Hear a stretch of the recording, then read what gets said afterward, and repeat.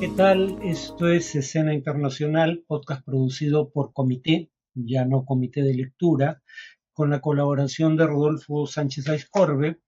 A partir de esta semana, todos los podcasts producidos por Comité estarán disponibles de forma gratuita en YouTube, Spotify y todas las plataformas de podcast.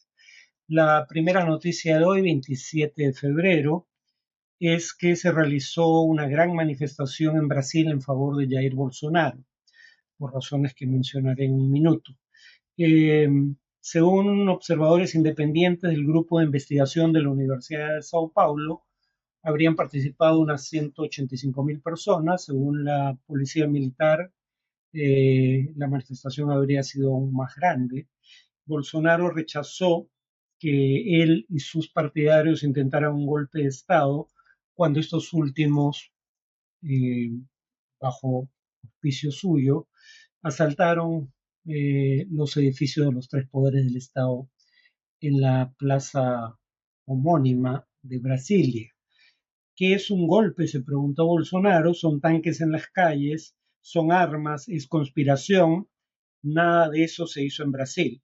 Habría que decir que antes de marchar hacia eh, la Plaza de los Tres Poderes en Brasilia, los partidarios de Bolsonaro, en algunos de ellos haciendo el saludo nazi, pidieron frente al cuartel general del ejército un golpe de Estado.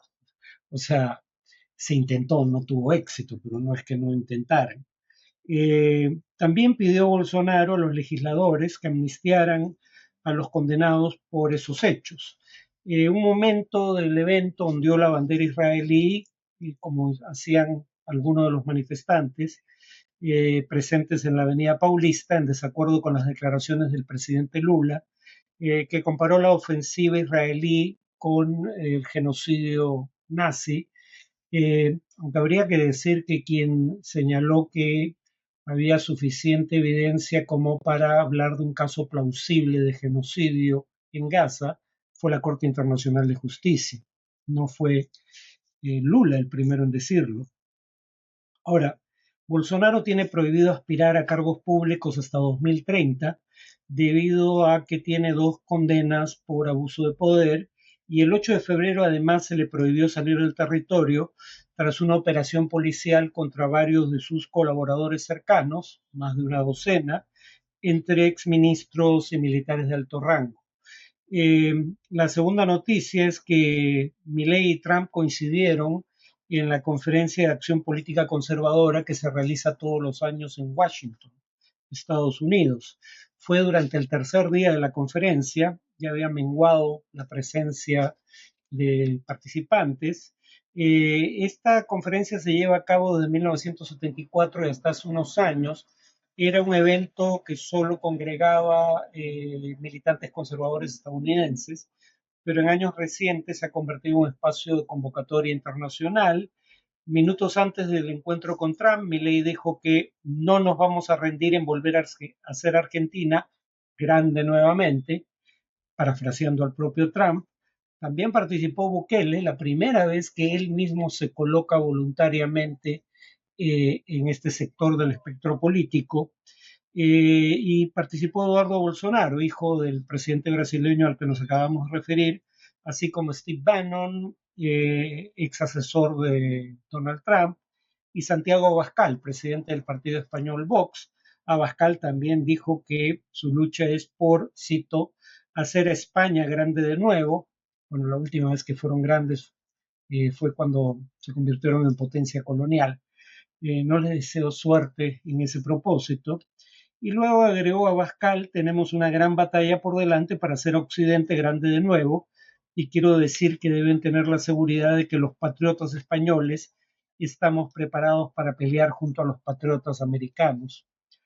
Eh, Finalmente, la tercera noticia de hoy es que el Parlamento húngaro ratificó finalmente el ingreso de Suecia a la Organización del Tratado del Atlántico Norte, es decir, la OTAN.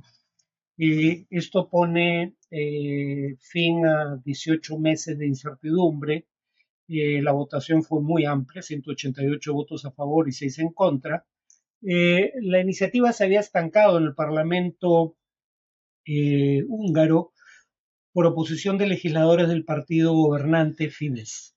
El primer ministro de ese partido, Víctor Orbán, que ha forjado vínculos estrechos con el gobierno de Putin en Rusia, había dicho que las críticas a la democracia húngara formuladas por políticos suecos en el pasado eran la explicación de la falta de voluntad de parte de sus legisladores de aprobar el ingreso de Suecia a la OTAN. Eh, Ahora, para que entre en vigor la decisión o la ratificación del Parlamento húngaro, es necesario que la iniciativa sea firmada por el jefe de Estado, pero en este momento la jefa de Estado, Katalin Novak, eh, no ocupa el cargo porque dimitió, por ende se espera que la firma relevante sea la del presidente del Parlamento, Laszlo Kövér. Eh, Ahora, recordemos que se necesita aprobación unánime de los países miembros de la OTAN para admitir nuevos integrantes. Y Hungría era el último de los 31 integrantes desde que Turquía ratificó el ingreso de Suecia en hacer lo propio. Eh, Tras la invasión de Ucrania, habría que recordar que Suecia y Finlandia abandonaron su tradicional posición de neutralidad en los conflictos entre grandes potencias y pidieron entrar a la OTAN. Hungría y Turquía ya habían ratificado el ingreso de Finlandia en marzo del año pasado, pero Turquía y Hungría fueron los últimos países de la OTAN en aprobar el ingreso de Suecia. En el caso de Turquía, la queja no era las críticas a la falta de democracia en Turquía, cosa que hacen todos los gobiernos de Europa, o bueno, la mayoría en mayor o menor proporción, sino la presunción de que en Suecia se permitía, eh, digamos, hacer activismo político a miembros o simpatizantes del Partido de los Trabajadores del Kurdistán, organización que el gobierno turco considera terrorista. En cuanto al tema de análisis, voy a hacer una alusión breve al tema que toqué en el podcast anterior y luego voy a hacer un paralelo que en mi opinión es plausible entre la guerra de Corea y la guerra de Ucrania. La guerra de Corea, recordémoslo, duró 3 años, la guerra de Ucrania ya lleva 2, se acaban de conmemorar los 2 años, su segundo aniversario de su inicio. El tema que quedó pendiente de la relación de Rusia con América Latina es que se habla mucho de la relación de Rusia con Venezuela y en tanto Venezuela ha formulado advertencias que podrían considerarse amenazas veladas contra su vecino Guyana por la región del Esequibo, eh, se decía que la ayuda rusa puede ser vital para que Venezuela intente capturar ese territorio por medio de la fuerza. Ahora, habría que recordar que incluso en su momento de auge económico, Venezuela era tan solo el quinto mayor importador de armamento ruso, no era uno de los tres primeros, eh, y eso cambió dramáticamente cuando la economía venezolana empezó a desmejorar, sobre todo a partir de 2013, pero también en los años sucesivos. Además, de cualquier modo, Rusia en este momento no está en condiciones de entregar pedidos de armamento porque casi toda su producción está siendo destinada al frente de combate en Ucrania. Por ejemplo, Rusia ha retrasado el envío de armas adquiridas por la India, precisamente porque requería ese armamento en Ucrania. De cualquier modo, es probable que la importación de armamento ruso se reduzca, no solo por la posibilidad de sanciones para quienes lo adquieran, sino además porque si algo mostró la guerra en Ucrania es que el desempeño del armamento ruso en combate utilizado por el propio ejército ruso. No puede aquí alegarse que el problema era la falta de preparación militar del ejército que usaba armamento ruso, Bueno, el armamento ruso ha tenido un desempeño subóptimo, por decirlo menos, ¿no? Entonces, probablemente eso implique que haya países que reconsideren la posibilidad de importar armamento de ese país. En cuanto a la guerra de Ucrania, yo creo que lo que se viene en los próximos meses son intentos como el de Avdiivka, en donde Rusia, perdiendo 3.000 soldados muertos, quiero decir, más un par de decenas de miles de heridos, logró capturar la ciudad de Avdiivka, que tiene tan solo unos pocos kilómetros cuadrados. Eh, ¿Por qué hay una ofensiva rusa en este momento?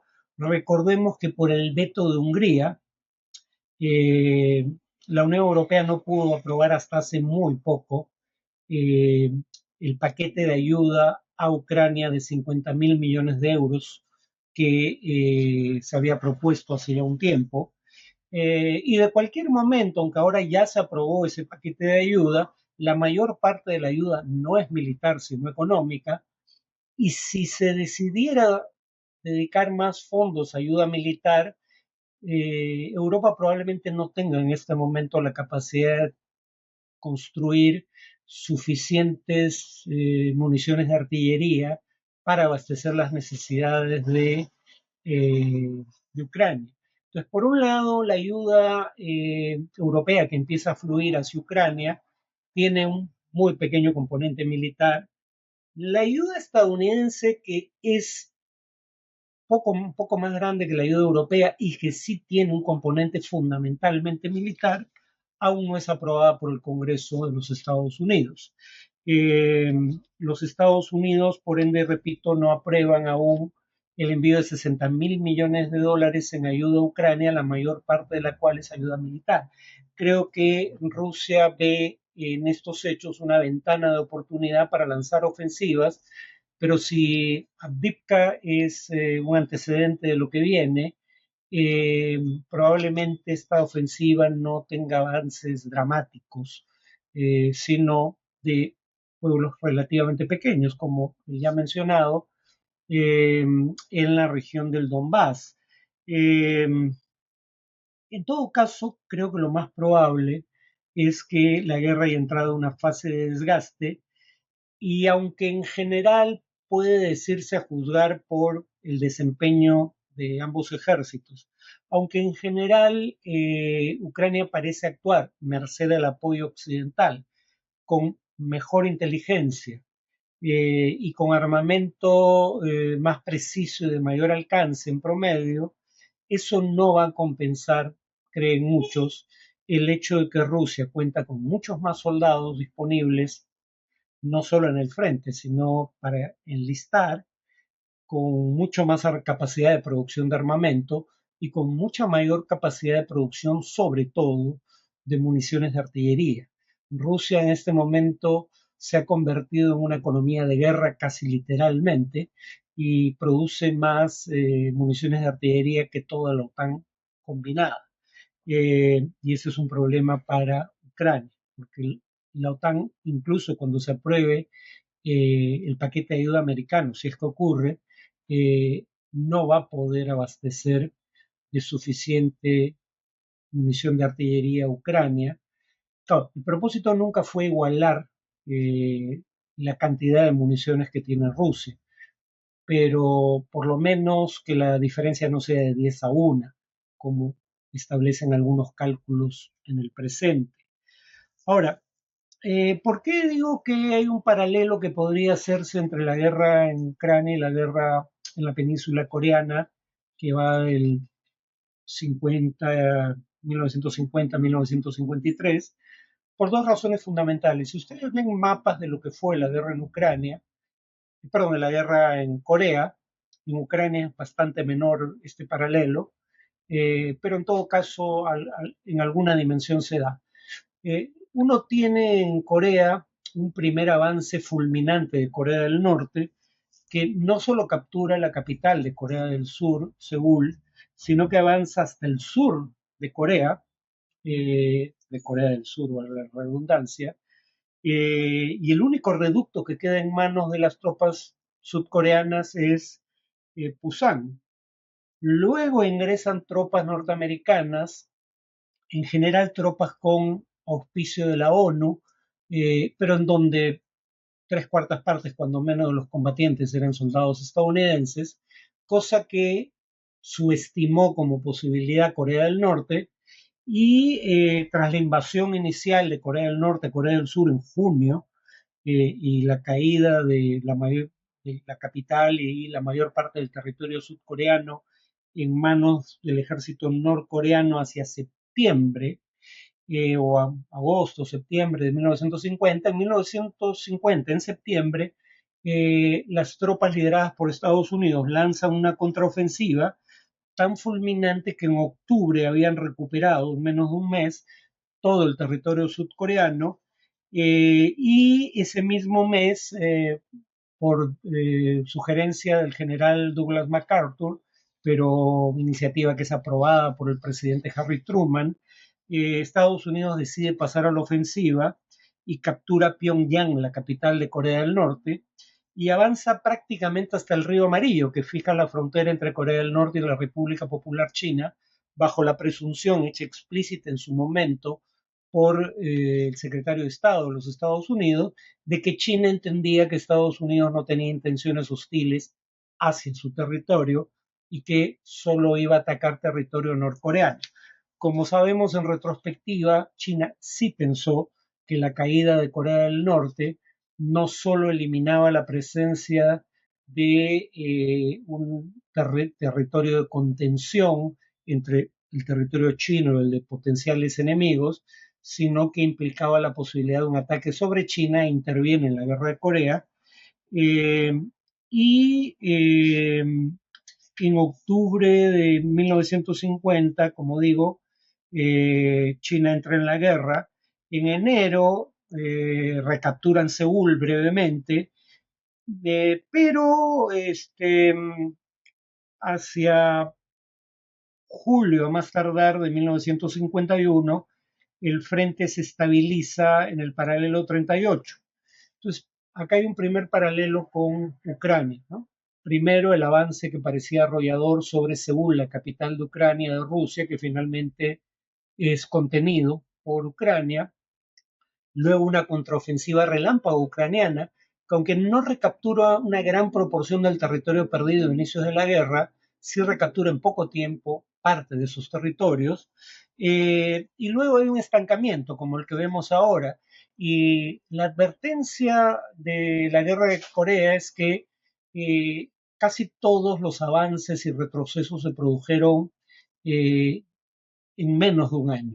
La guerra duró cerca de 3 años, pero los 2 años y meses subsiguientes fueron básicamente de estancamiento, una guerra de desgaste alrededor del paralelo 38.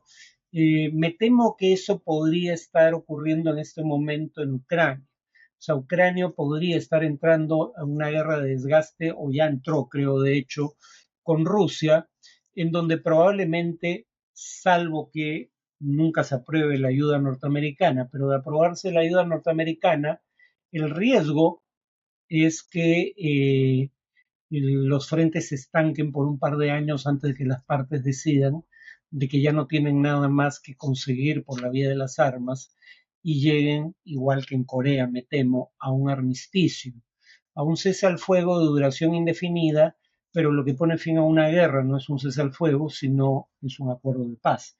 No hay acuerdo de paz en Corea, dado que no creo que las partes estén dispuestas a aceptar pérdidas respecto a sus reivindicaciones territoriales, no al territorio que les corresponde de acuerdo al derecho internacional. Yo no esperaría tampoco en el futuro previsible un acuerdo de paz en Ucrania, pero sí tal vez un acuerdo de cese al fuego. Eso es todo por hoy. Nos vemos en el siguiente podcast.